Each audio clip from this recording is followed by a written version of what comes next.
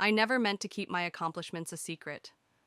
Yet there I stood on a crisp Christmas Eve in 2019, just outside my Aunt Debbie's brick ranch-style home in a quiet Houston suburb, breath-fogging in the cold night air.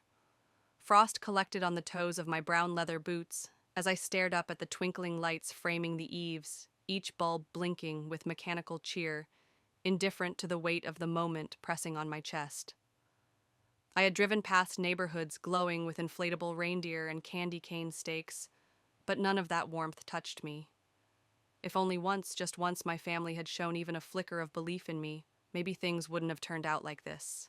My name is Samantha Drake, and I'm the founder and CEO of Aurelia Advisory Group, an energy strategy firm steadily climbing the ranks across the southern United States.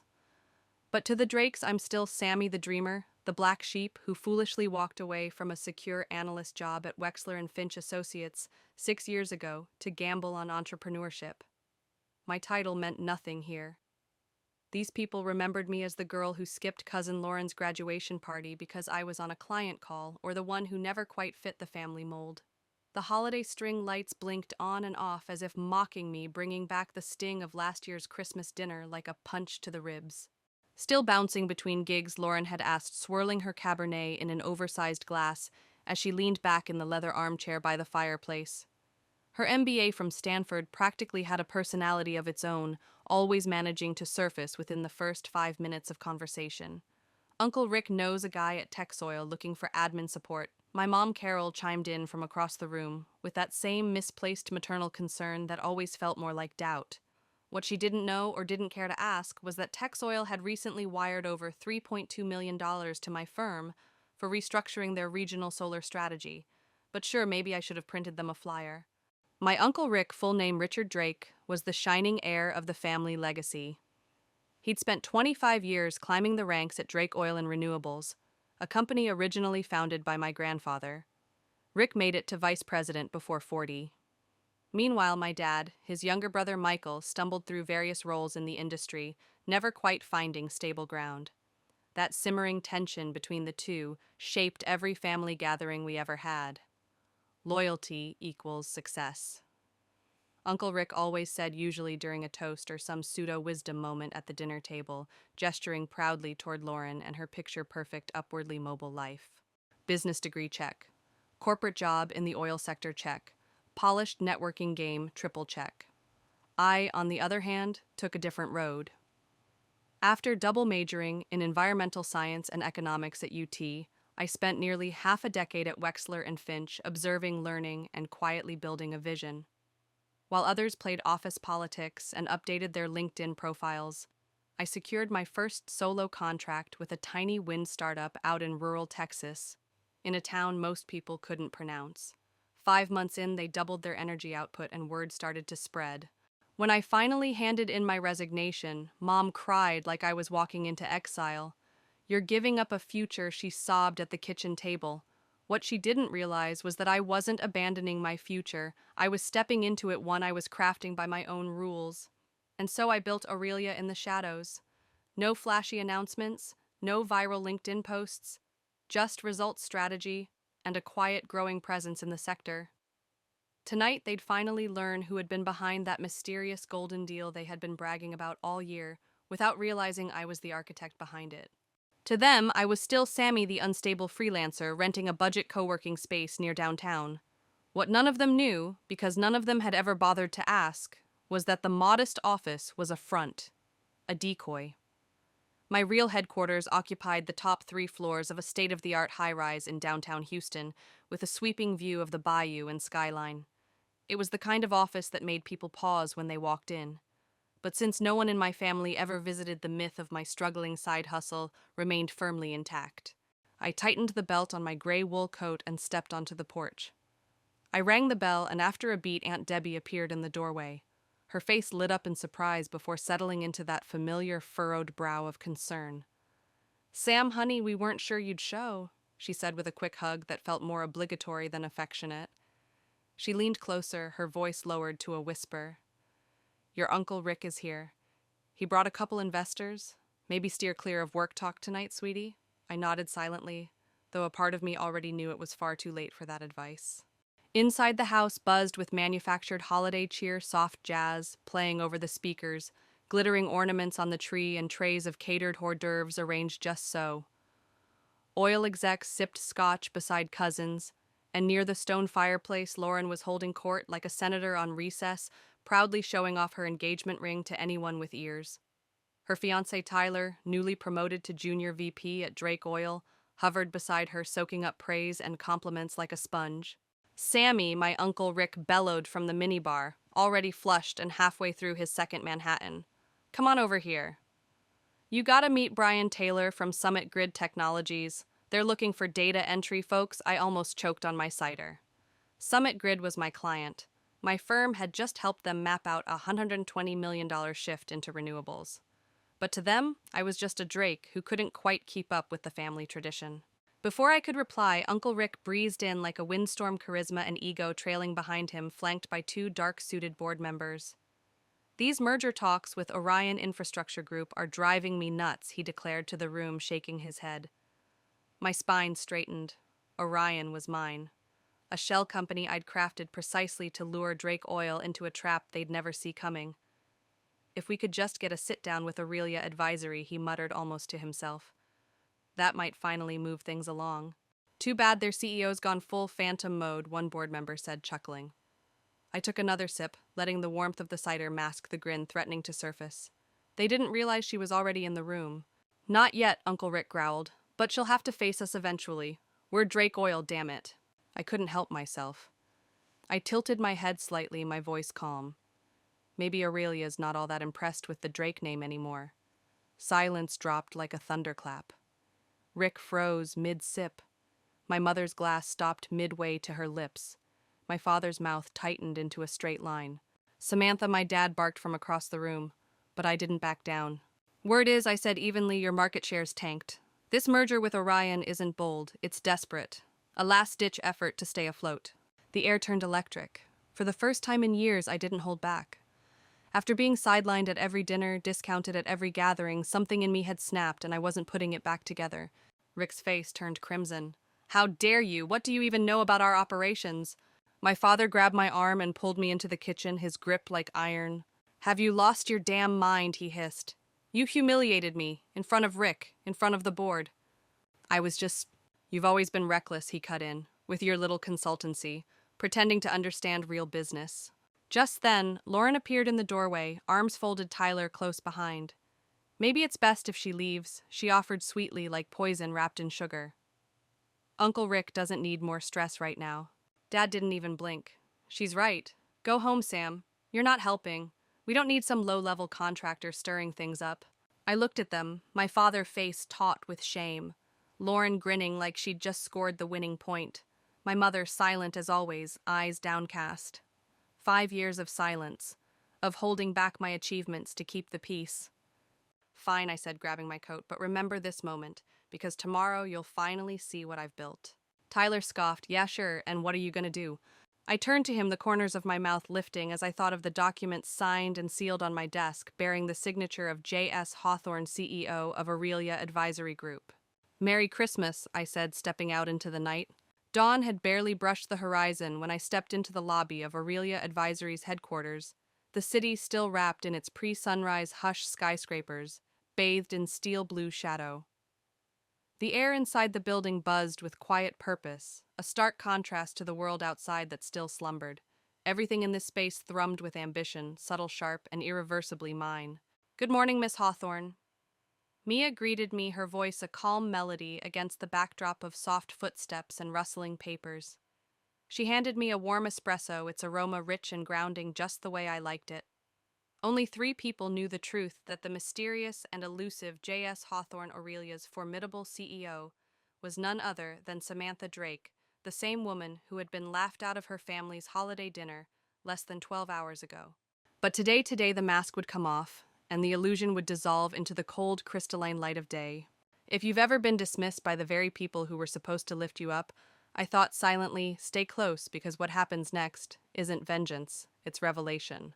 Mia followed me into my office, tablet in hand, her expression professional but tinged with anticipation. "The Drake Oil delegation is confirmed for 10 a.m., she said, tapping the screen. Your uncle has called 4 times this morning trying to push the meeting earlier. A small, knowing smile tugged at my lips. Let them stew a while longer, I murmured, sliding into my chair a custom-carved slab of reclaimed longleaf pine, the grain polished to a burnished glow. Surrounding me were floor-to-ceiling windows, offering an unbroken view of the Houston skyline, and on the walls, pieces of abstract sculpture whispered of elegance and understated command. This was my realm. Not Aunt Debbie's living room, not the white linen table where my worth had been sliced and served alongside honey-glazed ham. How many are attending? I asked, flipping through the final merger documents from Orion Infrastructure Group. 8, Mia replied crisply. Rick Drake, 4 board members, their interim CEO, and your father. She paused, glancing at me with the softness of someone who understood more than they said. Also, Lauren and Tyler. Of course they would come. Lauren, newly minted head of strategic growth, a title bloated with pomp but empty of substance. It had never been about talent, only bloodlines and dinner party alliances. I inhaled deeply the scent of espresso and lacquer grounding me as memories of the previous night returned, my father's voice edged with disdain, the smirk on Lauren's face. Tyler's scoff. I nodded once. Call Paul at Orion, I said. It's time. Paul Sutton ran Orion Infrastructure in name alone. In reality, he was my front man, the conductor of my shell operation designed to outflank the Drakes from the inside out. He knew his role and had been rehearsing it for months. At exactly 9:45, Mia's voice crackled through the intercom. They've arrived early, just like you predicted. I stared at the frosted glass of the conference suite, their blurred outlines faint but unmistakable, Uncle Rick pacing like a caged animal, my father unmoving, stiff and unreadable. Lauren leaned into Tyler, whispering sharply, no doubt, rehearsing one last power play. Let them wait, I said. 15 minutes. In those precious minutes, I closed my eyes and centered myself. No more masks, no more forced humility, no more shrinking to fit inside the version of me they had carved out of convenience. The woman they had mocked was gone. Only the architect remained. At 10 o'clock sharp, I rose and adjusted my blazer, the fabric crisp against my skin. A quick touch of lipstick in the mirrored glass, one breath to steady my heart, and I opened the door. Silence blanketed the room like snowfall. Rick stood abruptly. Excuse me, where's J.S. Hawthorne? We're here to meet Aurelia's CEO. I crossed the floor slowly, the sound of my heels like measured punctuation against polished marble. I stopped at the head of the table, looked them each in the eye, and said, You are. A beat passed. Confusion morphed into disbelief. I'm J.S. Hawthorne, I continued. Samantha Drake, founder and CEO of Aurelia Advisory Group. The color drained from their faces. My father stared as if I were a ghost. Rick's hand, still wrapped around a leather folio, visibly trembled. This can't be, he muttered. She's bluffing. Lauren snapped, her voice too sharp to mask the rising fear. Sit down, I said, not loudly, but with the finality of a judge's gavel. She did. Mia, I called. Distribute the merger packets. As she handed out the thick leather-bound dossiers, I watched their world begin to tilt. The silence was suffocating. Each folder detailed the fragile state of Drake Oil and Renewables graphs. Legal appendices and bullet-pointed failures laid bare with surgical precision. Financial hemorrhaging, market attrition board missteps. Every secret they had tried to hide, I had documented. Every hole they had dug, I had charted. As you'll see, I began smoothly stepping into the center of the room as the projector flickered to life. Drake Oil's situation is far more precarious than you realize. Your modernization efforts have failed. Your capital reserves are nearly depleted. I clicked the remote. Charts bloomed on the screen like evidence at a trial. Your market share has dropped by 42% in the last 3 years. Without this merger, you're 6 months away from insolvency. Rick's face darkened from red to maroon. These numbers, this is confidential. Not from me, I replied evenly. Aurelia's been monitoring Drake Oil for years. And just so you know, we also control large portions of your debt strategically purchased through various holding companies. You never saw the connection, but it was always there. I paused, letting the room sink into the weight of the truth. And Orion, I said softly, that's me, I built it. Not as a partner, as a test. Tyler's nervous chuckle echoed a brittle, hollow sound. That's not possible. Orion's international. It is, I said, and I own it. Panic rippled like a storm across the conference table. Hands gripped armrests. Board members exchanged hushed arguments. My father looked at me like he was seeing me for the very first time. Why, he finally asked, his voice ragged. I turned to him fully, because no one at this table ever believed I belonged here. Last night you kicked me out for speaking the truth. Today, you'll listen. Another click. The graphs disappeared, replaced by a crisp agenda. This merger will proceed, I said, but on my terms. Rick slammed his hand on the table. This is madness. Or I replied calmly, your company collapses. Your call. The room exploded. Legal threats flew from Rick's mouth. Lauren wept angrily and Tyler's jaw twitched with useless indignation. The board fell into a chaotic murmur, but slowly, inevitably, silence returned. The weight of inevitability pressed in like gravity. Rick's voice cracked as he spoke. What are your terms? Total restructuring, immediate resignation of the entire board, fresh leadership. He blinked, and Lauren Tyler. I didn't hesitate. Removed, I said, effective immediately. No more favors, no more family titles. From now on, positions are earned. Lauren's lip trembled. You can't do this, she sobbed. Dad make her stop. But he didn't. He couldn't, and the room knew it. The sound of pens scratching paper filled the conference room, a quiet chorus marking the end of an era. As the last signature dried on the merger agreements, the tension in the air began to unravel strand by reluctant strand. My father Michael remained seated while the others stood, his posture rigid, yet unmistakably weary. The shadows beneath his eyes told stories of unspoken regrets and long-buried pride. His gaze locked on the sleek grain of the mahogany table, flicked up to meet mine. Samantha, he started, his voice barely more than breath. You should go, I said softly but firmly, turning my eyes toward the skyline now gilded by the last light of evening. Mia will see you out. He hesitated, swallowing whatever words he'd been building. I was wrong about you, he said finally, the sentence falling from his lips like a crumbling wall. Yes, I replied, with neither spite nor satisfaction. You were. I allowed the silence to linger before whispering the words that once seemed out of reach. Merry Christmas. When the door clicked shut behind them, I moved toward the panoramic windows that wrapped around my office. The city of Houston laid out before me in a dazzling grid of holiday lights and distant stars.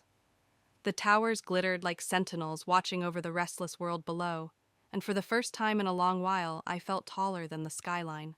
Mia entered quietly, holding a delicate flute of champagne in one hand, her voice a gentle murmur.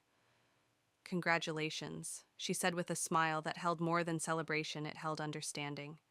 But something tells me this isn't the end. And she was right. This wasn't a finish line. It was merely the first stepping stone on a path I had long imagined but never dared to walk openly. My family now knew who I truly was, but comprehension would take longer than revelation.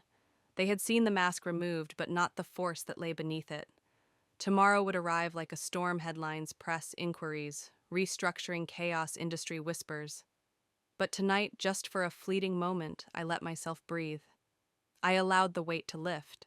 The same girl who had been cast out of Christmas dinner now sat at the helm of a billion-dollar enterprise that held Drake Oil's future in its palms. Revenge, I realized, did not need to scream.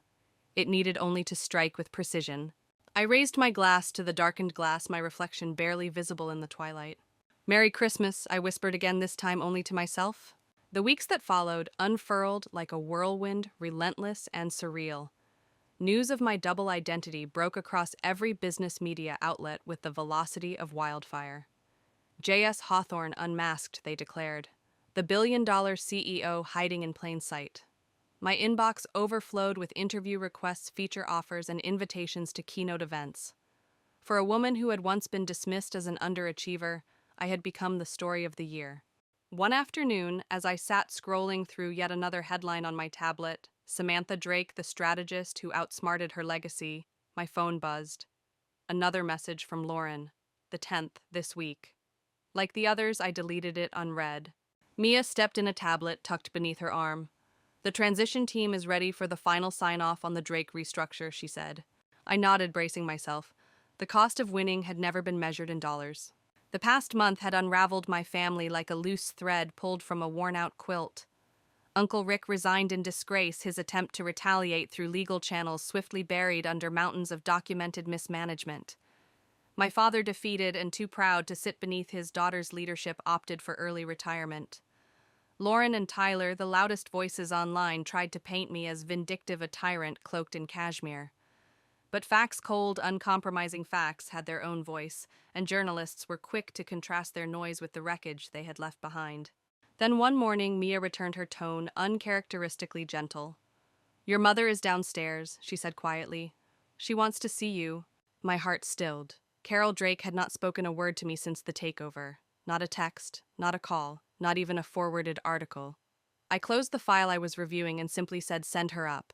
She entered minutes later, moving with uncertainty, her coat clutched in trembling hands. The sharp, sleek lines of my office with its chrome fixtures and ambient lighting seemed to swallow her up. Her eyes wandered across the room as if she couldn't quite believe where she was. "Samantha," she whispered, her voice laced with something fragile. Awe, perhaps, or guilt. "This is quite an office," she added, forcing a weak smile. "What do you want, Mom?" I asked, gesturing for her to sit. She lowered herself onto the leather chair, suddenly small in a room designed for power. "It's your father," she said. "The stress. It's been hard. He's not well.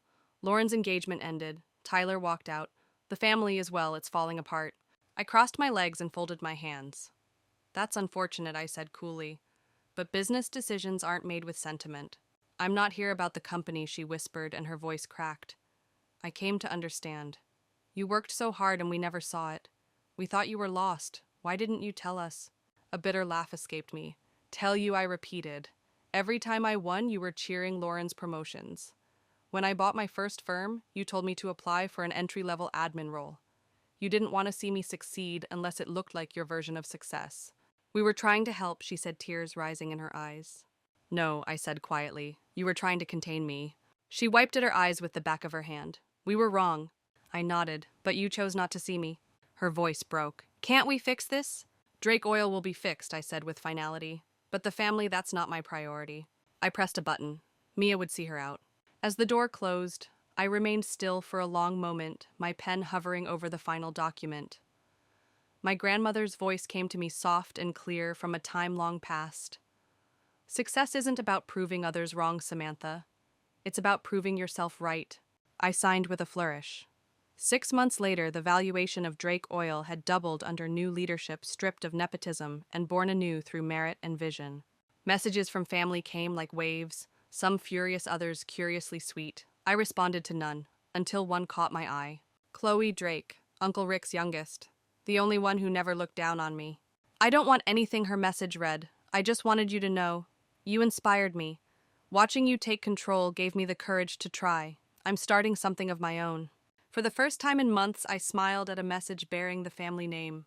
"Rachel," I called. "Schedule lunch with Chloe Drake, and get me the details of her startup." Mia arched a brow. "As family?" "No," I said, standing as I looked out over the city again. "As an investor who sees real potential." And that was the legacy I chose to build.